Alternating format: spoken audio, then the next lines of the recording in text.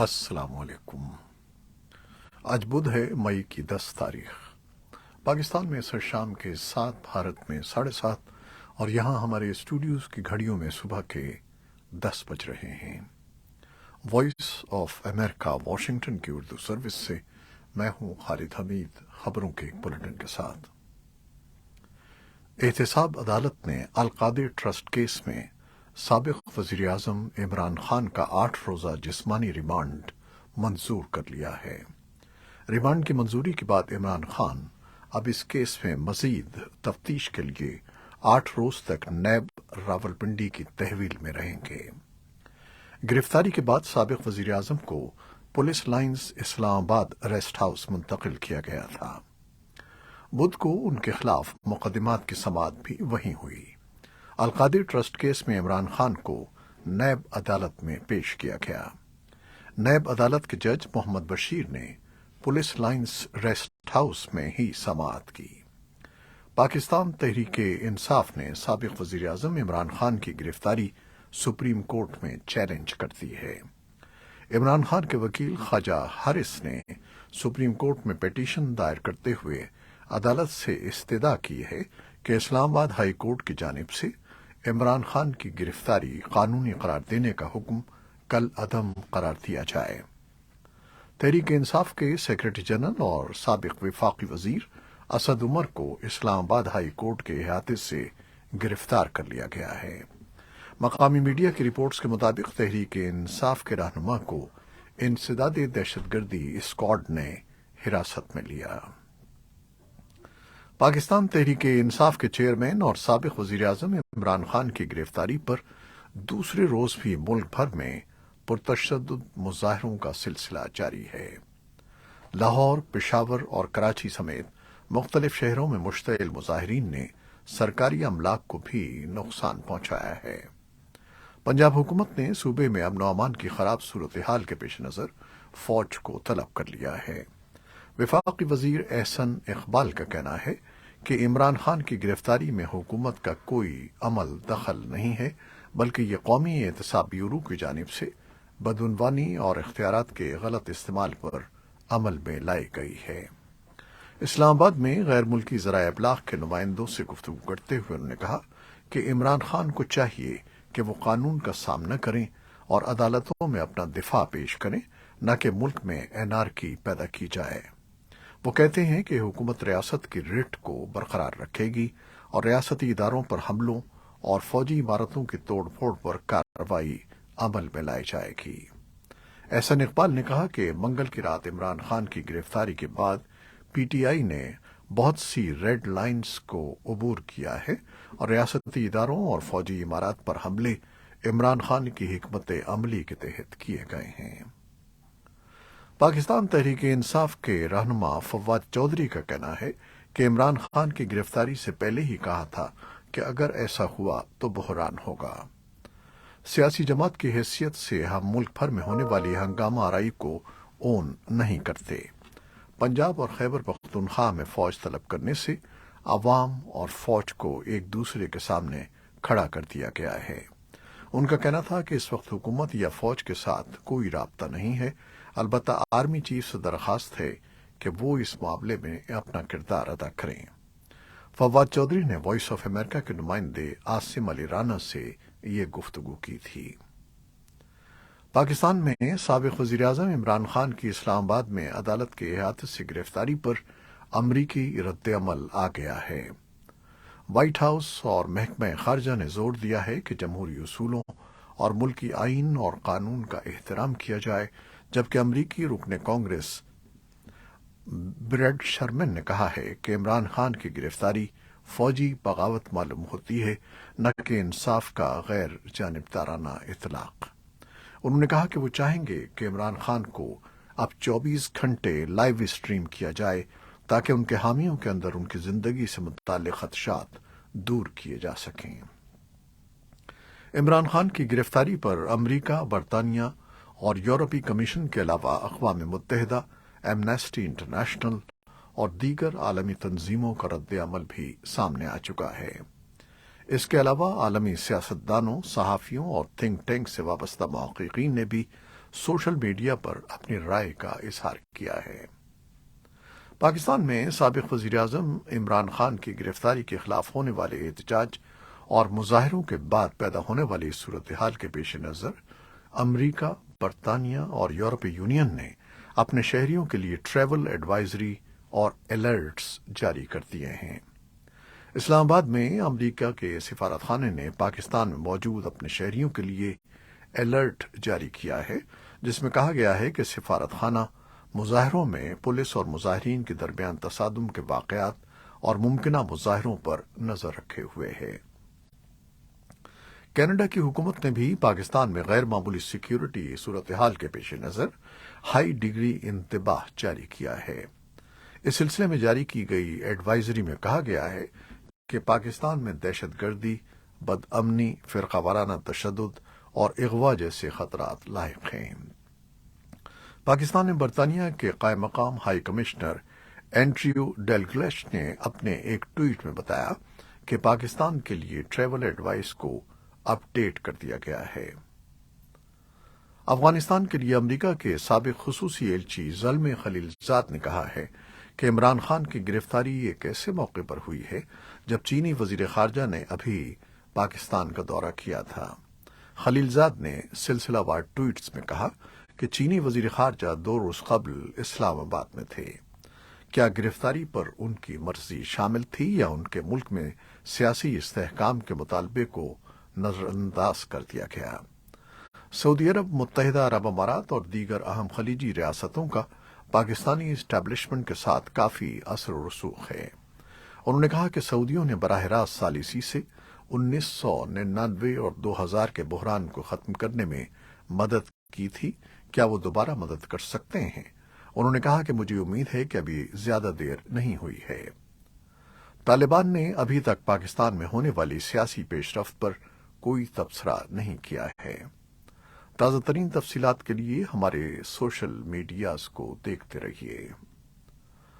افغان صحافیوں کے حقوق کی محافظ کمیٹی نے جنوبی صوبے خوست میں زیر حراست 3 میڈیا سربراہان اور ایک رپورٹر کی فوری رہائی کا مطالبہ کیا ہے اور حکام پر زور دیا ہے کہ وہ میڈیا کو آزادی سے کام کرنے دیں۔ اور یوکرین جنگ سے متعلق پہلے چند اہم خبریں۔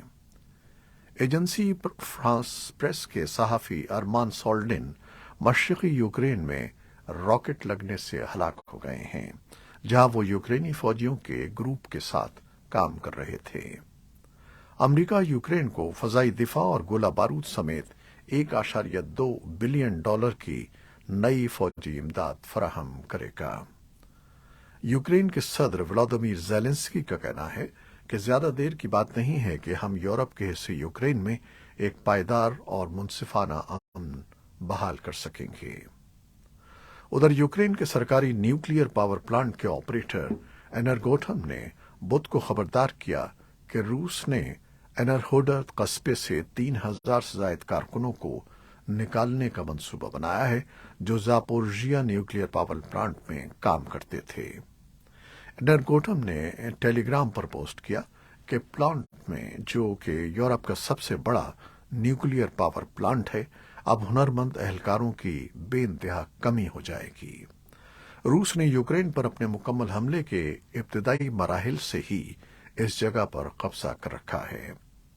اقوام متحدہ کے جوہری توانائی کے نگراں ادارے نے بار بار زاپورژیا کے حوالے سے حفاظتی خدشات کو اجاگر کیا ہے۔ انٹرنیشنل ایٹامک انرجی ایجنسی کے ڈائریکٹر جنرل رافائل گروسی نے ایک بیان میں کہا کہ ہمیں ایک شدید جوہری حادثے سے بچنے اور آبادی اور ماحولیات کے لیے اس سے منسلک نتائج کو روکنے کے لیے فوری کارروائی کرنی چاہیے اور اس اہم جوہری تنصیب کو محفوظ کیا جانا چاہیے۔ امریکہ نے یوکرین کو مزید $1.20 کروڑ کی فوجی امداد فراہم کرنے کا اعلان کیا ہے۔ پینٹاگون کے مطابق یہ فوجی امداد طویل مدت میں یوکرین کی دفاعی صلاحیتوں کو بہتر بنانے میں مدد ملے گی۔ امدادی پیکج کے تحت امریکہ یوکرین کا فضائی دفاع بہتر بنانے کے لیے بھی مزید ہتھیار اور آلات فراہم کرے گا۔ امریکہ میں قرضوں کی حد بڑھانے کے معاملے پر डेमोक्रेट्स और रिपब्लिकन सियासतदानों के दरमियान राब्ते जारी हैं, लेकिन ताहाल इस मामले पर कोई इत्तेफाक राय नहीं हो सका है। मंगल को कांग्रेस में दोनों जमातों के कायदीन ने सदर जो बाइडेन से भी मुलाकात की, ताहम उसमें भी कर्जों की हद बढ़ाने के मामले का तस्फिया नहीं हो सका। मुलाकात के बाद सदर बाइडेन ने कहा कि मैंने वाज़ेह कर दिया है कि दिवालिया होना कोई ऑप्शन ही नहीं है। ये मुलाकातें ऐसे मौके पर हो रही हैं जब तारीख में पहली बार अमेरिका के दिवालिया होने का अंदेशा जाहिर किया जा रहा है। रूस, तुर्किया, ईरान और शाम के वज़राए ख़ारजा ने तुर्किया और शाम के दरमियान ताल्लुकात को मामूल पर लाने पर बातचीत में हिस्सा लिया। रूस के वज़ीर ख़ारजा सरगे लेवरोफ ने बुध के रोज़ एक इजलास से खिताब करते हुए इस एतमाद का इजहार किया कि तुर्किया में इंतखाबात ईमानदाराना और शफ़ाफ होंगे और तुर्क अवाम किसी बैरूनी मुदाखलत के बगैर अपनी मर्जी का इजहार कर सकेंगे। तुर्किया के सदारती और पार्लिमानी इंतखाबात इतवार को हो रहे हैं। एक दहाई से ज़ायद अरसे में यह पहला मौका है कि शाम के वज़ीर ख़ारजा ने किसी तुर्क हम मनसब से मुलाकात की है, क्योंकि तुर्किया शामी सदर बशार अल असद को इख्तिदार से हटाने की कोशिश करने वाले हिज़्ब इख्तिलाफ के जंगजुओं का एक बड़ा हिमायती रहा है। न्यूयॉर्क में एक फेडरल ज्यूरी ने एक जरीदे की साबिक कालम निगार को जिनसी तौर पर हिरासत करने के केस में साबिक सदर डोनाल्ड ट्रंप को जिम्मेदार ठहराया है। ज्यूरी ने साबिक सदर ट्रंप को हिदायत की है कि वो कालम निगार जेन कैरोल को $50 लाख अदा करें। ज्यूरी ने करार दिया कि डोनाल्ड ट्रंप सदर बनने से 20 साल कबल खातून को जिनसी तौर पर हिरासत करने और मुकदमे को धोखा देने पर मबनी करार देकर उन्हें बदनाम करने के जिम्मेदार थे। 6 मर्दों और 3 खवातीन पर मुश्तमिल ये 9 रुकनी ज्यूरी 3 घंटे के गौर व फिक्र के बाद इस फैसले पर पहुंची है। डोनाल्ड ट्रंप को कई बरसों से खवातीन की जानिब से उनकी मर्जी के बगैर कुर्बत इख्तियार करने के इल्जामात का सामना रहा है, मगर ये पहली मर्तबा है कि ट्रंप को जवाबदेह ठहराने के लिए मुकदमे का सामना करना पड़ा। इसराइली फौजियों ने बुध के रोज मगरबी किनारे में एक छापे के दौरान 2 फलस्तीनियों को हलाक कर दिया, जबकि इसराइली फोर्सेस ने गजा की पट्टी में फजाई हमले भी किए, जिनके बारे में फौज का कहना था कि इस्लामी जिहाद ग्रुप के अस्करियत पसंदों को निशाना बनाया गया है। यह हमला मगरबी किनारे के शिमाली हिस्से में वाक़ई कस्बे कब्तिया में किया गया। फलस्तीनी अस्करियत पसंदों ने इसराइली हमलों के जवाब में सरहद पार से रॉकेट फायर किया, जिससे जनूबी इसराइल में सायरन सुनाई दिए। मगरबी किनारे में इसराइली फौज ने कहा है कि उसके फौजी उस वक्त फायरिंग की जद में आ गए जब उन्होंने एक छापा मारा, जो तकरीबन रोजाना का मामूल है। इसराइल का कहना है कि इन छापों का मकसद अस्करियत पसंदों के नेटवर्क्स को तोड़ना और हमलों को रोकना है। आलमी इदारे सेहत का कहना है कि सूडान में तकरीबन 1 माह से जारी वहशियाना लड़ाई में हलाक होने वालों की तादाद अब 600 से ज्यादा हो गई है।